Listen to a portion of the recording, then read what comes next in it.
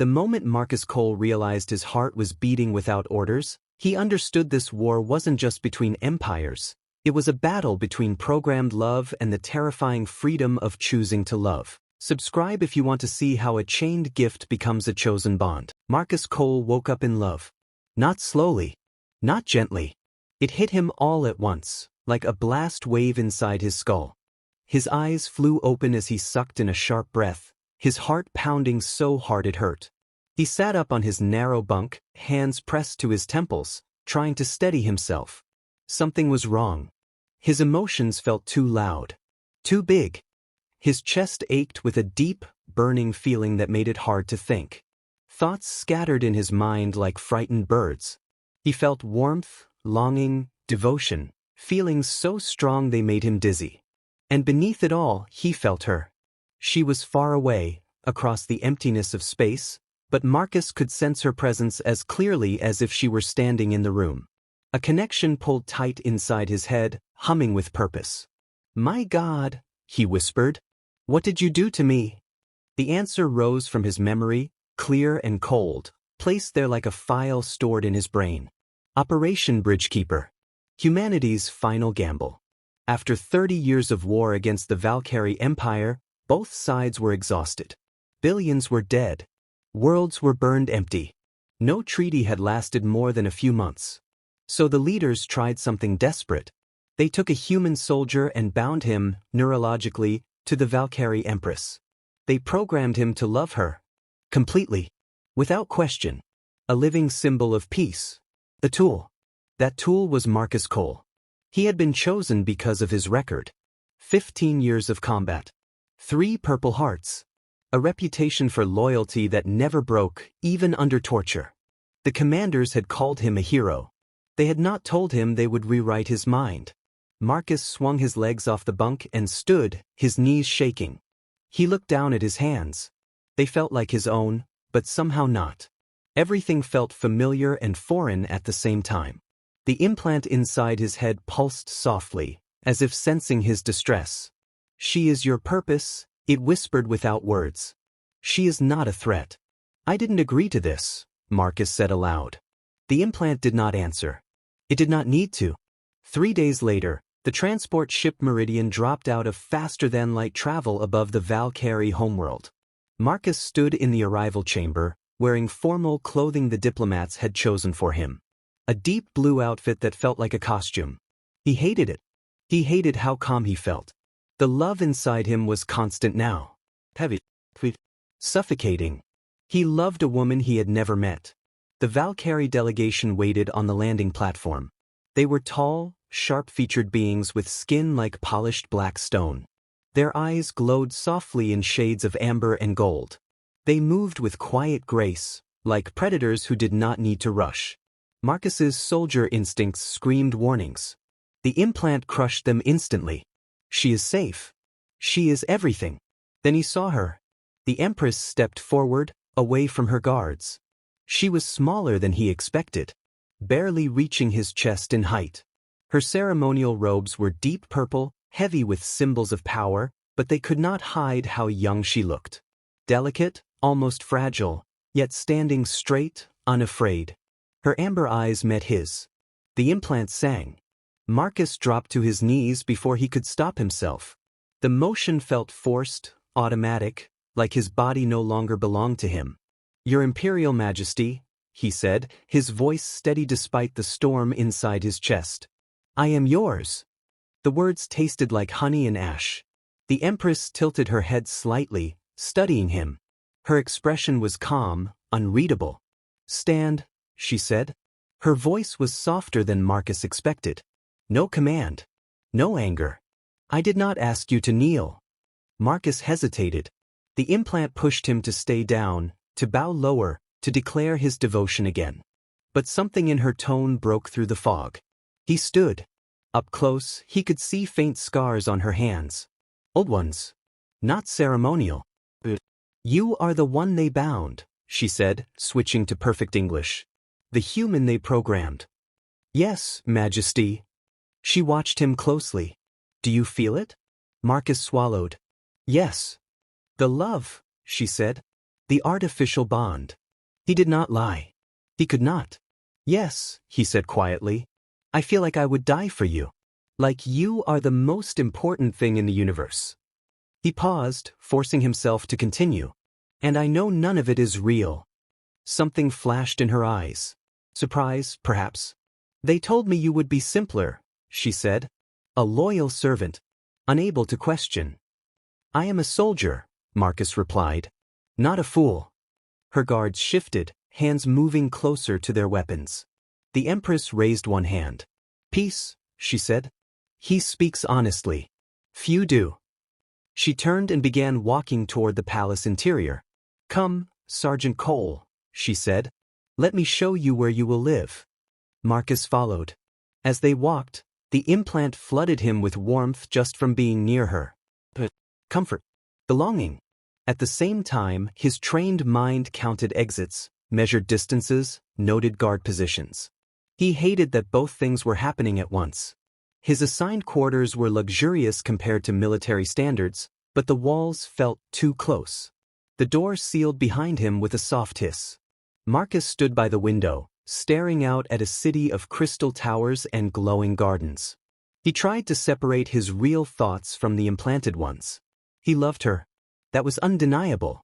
But did he love her? Or was he just obeying code written into his brain? A knock sounded at the door. Marcus turned. When he opened it, the Empress stood alone in the corridor. She was no longer wearing her ceremonial robes. Instead, she wore simple gray clothing. Without the symbols of power, she looked less like a ruler and more like a young woman carrying a heavy burden. May I come in, Sergeant? She asked. There are things we should discuss. Without an audience. The implant screamed yes. Marcus forced himself to answer calmly. Of course, Your Majesty. She stepped inside.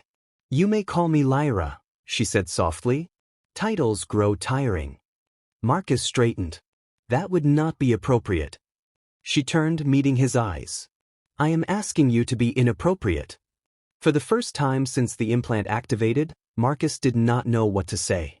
And for the first time, he felt something shift inside him. Small, uncertain, and dangerous. Something that did not feel programmed at all. The days after that visit changed everything. Marcus became part of the palace routine, though he never truly belonged to it. He walked beside Lyra through long halls of stone and light, stood behind her throne during councils, and watched the faces of nobles who smiled too carefully. The implant stayed quiet unless she was near, then it filled him with warmth so strong it almost hurt. But something else was growing beneath it. Respect. Trust. Those feelings were not programmed. Lyra noticed his watchfulness quickly. You look at this place like it is a battlefield, she said one evening as they walked through a bioluminescent garden. It is, Marcus replied. Just quieter. She smiled faintly. That may be the most honest thing anyone has said to me this week. 3 weeks later, Lyra ordered the guards to clear a private training hall. I want you to teach me to fight, she said. Marcus stared at her. Majesty, that isn't. Lyra, she corrected. It isn't safe. She stepped closer, her amber eyes steady. Neither is ruling unarmed. He tried to refuse. The implant pushed him to agree, whispering that her safety was his purpose. Marcus hated that it was right. So he trained her. At first, she was awkward with a blade. Her grip was wrong. Her stance too stiff. Marcus corrected her patiently, repeating movements until her muscles remembered them. Valkari reflexes were faster than human ones, and she learned quickly. You're holding the knife too tight, Marcus said one morning. You'll tire yourself. I don't get tired easily, Lyra replied, then missed a block and nearly cut her own fingers. Marcus caught her wrist instantly. And yet. She laughed quietly, not offended. Again. Week by week she improved. She bled sometimes. So did he. Training ended with shared silence, water bottles, and unspoken understanding. During those hours, Lyra was not an empress. She was just a young woman who refused to be helpless again. Marcus respected that. One night, after training, she studied him closely. You're troubled. It's nothing. You're a bad liar. He sighed. Command contacted me. Her posture stiffened. And they asked for reports. Detailed ones. About your movements. Your mental state. Lyra's face did not change, but the air between them cooled. And what did you tell them? I refused. She looked at him sharply. You refused a request from your command? It wasn't an order. Still, she said quietly, you risked punishment. I'm here to protect you, Marcus said. Not sell you. For a long moment, Lyra said nothing. Then she spoke softly. My advisors say I should have you killed. Marcus felt a chill. Because of the implant? Because you are a weapon, she said. A Trojan horse. And what do you say? I say you have had many chances to harm me, Lyra replied. And you chose to teach me how to survive instead. She reached out and touched his jaw lightly. The implant surged with joy, but beneath it Marcus felt something warmer, calmer. I am beginning to trust you, she said. Not because of the bond. Because of who you are. That night, Marcus lay awake staring at the ceiling, unsure where the implant ended and he began. 2 weeks later, the palace exploded. Marcus was in the outer antechamber when the blast shook the walls. Alarms screamed. Smoke filled the corridor. Protect her, the implant screamed. Marcus ran. The Empress's chamber door was bent inward. Inside, chaos ruled. 2 guards lay unmoving. Another fought a dark-clad figure near the far wall. Lyra was pressed back against the stone, blood running from a cut on her forehead. Marcus did not hesitate. He fired twice. The assassin fell. Movement near the shattered window. More figures climbing in. Down. Marcus shouted. Lyra dropped instantly, training taking over. Marcus fired again, hitting one attacker in the throat. The second reached the floor and charged him. The fight was brutal and fast. Valkari were stronger than humans, but Marcus had 15 years of killing behind him. He broke the attacker's neck and turned just in time to see Lyra standing over the first body, a knife buried in its hand. There will be more, she said, calm and cold. How do you know? I recognize the markings, she replied. House Vorten. They don't send teams this small. As if on cue, alarms echoed through the palace. Marcus grabbed her arm. We need to move. There is no safe room, Lyra said. They have people everywhere. Then we run. They fled through the broken window into smoke and fire. Palace corridors burned. Servants screamed. Guards fought and died. They escaped into ancient tunnels beneath the palace, hidden passages Lyra had learned about from her grandmother's journals. They survived the night there, listening to distant explosions. By morning, the truth was clear. The coup was not just against Lyra. House Vorten had struck across the empire at once. Loyal nobles were dead. Military bases seized. Communication cut. My empire is falling apart, Lyra said quietly. You're alive, Marcus said. That matters. I should surrender, she said. End this before more die. Marcus turned on her sharply. No. Why? She demanded. Because your programming won't allow it? No, Marcus said. Because surrender won't save anyone. They don't want you alive. They want you gone. The implant flooded him with rage at the thought of her death. But his own anger burned just as hot. This isn't bravery, Lyra said. It's stubbornness. Maybe, Marcus replied. But wars aren't won by giving up. She stared at him, searching his face. If we fail, we die. Yes. And you still stand with me? Marcus knelt in front of her, forcing her to meet his eyes. I've lost before, he said. I've lost everything. I survived because I refused to quit. So will you. He took her hand. Not because I was programmed, he said. Because I choose to. Lyra was silent for a long time. Then she nodded. There is a loyalist general, she said. Kethvar. 3 days away. If we reach her, we may have a chance. Then we move, Marcus said. They left the tunnels together, stepping into a world at war. And for the first time since the implant activated, Marcus knew one thing clearly. Whatever happened next, he was no longer just obeying code. He was choosing his side. The journey to General Kethvar's fortress nearly killed them. They traveled only at night. During the day, they hid wherever they could, inside caves, ruined homes, once even inside the hollow trunk of a massive glowing tree. Marcus taught Lyra how to move without sound, how to read the land, how to sleep lightly with a weapon close. Lyra learned fast. Marcus learned things too. Valkari could see almost clearly in near darkness. They needed less water than humans. And when Lyra thought he was asleep, she sang softly to herself. The songs were slow and sad. On the second night, while they sheltered in the remains of a burned farmhouse, Marcus finally asked about them. "Who are you singing for?" Lyra stared into the dark. "The dead," she said. "My people believe the fallen can still hear us for 7 days. We sing to guide them." "For all of them?" Marcus asked. "Yes," she replied. "The guards who died protecting me. The servants killed in the palace. Soldiers on both sides." She paused. "Your squad. Proxima 7. Marcus felt his throat tighten. "How do you know about them?" "I read your file," she said softly. "Before you arrived. I wanted to understand the man they sent."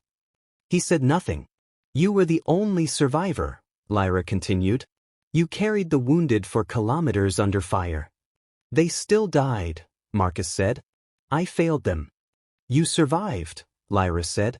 "And you kept going." They reached Kethvar's fortress at dawn on the 3rd day, exhausted, filthy, and alive. The general was a scarred veteran with steel in her eyes. She bowed to Lyra, then looked at Marcus with sharp interest. "We feared you were dead," Kethvar said. "The Empire still stands," Lyra replied. "For now." The situation was bad, but not hopeless. House Vorten held the capital, but many outer regions remained undecided. Loyalist forces were scattered, not destroyed. "We need a victory soon," Kethvar said. "Something decisive." Lyra's gaze drifted to Marcus. "A symbol." Marcus understood immediately. Human support. A human fleet appearing in Valkari space would end the war quickly, but at a cost. Lyra would owe humanity everything. "I can call them," Marcus said carefully. "But you won't be free afterward." Lyra thought long and hard. "We attack in 3 days," she said at last. "With or without them?" Marcus did not make the call. Some choices had to be made alone. The Battle of Velkarath began at sunrise. Lyra stood on a ridge overlooking the battlefield, wearing ceremonial armor that caught the light of the twin suns. She was visible to every soldier on both sides. "This is madness," Marcus said, placing himself between her and likely sniper angles. "I am becoming a symbol," Lyra replied. "My people need to see me." The fighting was brutal. Loyalist forces charged at dawn. 4 hours, the outcome balanced on a knife's edge.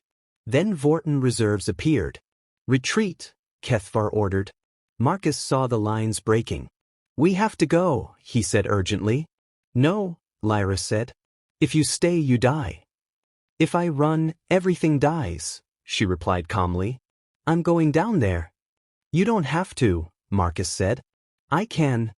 "I release you," Lyra said. "Whatever the implant tells you. Save yourself." Marcus looked at her. The implant screamed at him to protect her, drag her away. He ignored it. "I choose this," he said. "I choose you." Lyra kissed him once, brief and fierce. "Then let's die free," she said. They charged down the ridge together. Marcus fought like he always had, fast, precise, deadly. Lyra fought beside him with the skill he taught her and the courage that was entirely her own. The retreating loyalists saw their empress charging forward. They stopped running. The retreat turned into a stand. The stand turned into a counterattack. Vorten's lines broke. Marcus barely noticed. Blood loss caught up with him. His vision faded. He felt himself fall. Lyra caught him. "Stay with me," she begged. "That's an order." He smiled weakly. "Not programmed for that." The implant was silent. "I'll stay," he whispered. "I chose." Darkness took him. Marcus woke 3 days later in a medical ward. Lyra slept beside his bed, her hand resting on his arm as if afraid he might disappear. The war was over. Vorten had surrendered. Lyra had won her throne. And the implant? Marcus asked. Destroyed, Lyra said quietly. Removed completely. Marcus waited for the love to fade. It didn't. I was afraid, Lyra admitted, that without it you'd stop loving me. Marcus reached for her hand. I chose you, he said. That didn't change. How can you be sure? She asked. He smiled. No one ever is. We just choose to believe. Lyra laughed softly. Stay, she said. Not as a symbol. As yourself. Marcus looked at her. At the woman who had started as a mission and become his home. I will, he said. Not because he was programmed. Because he chose to.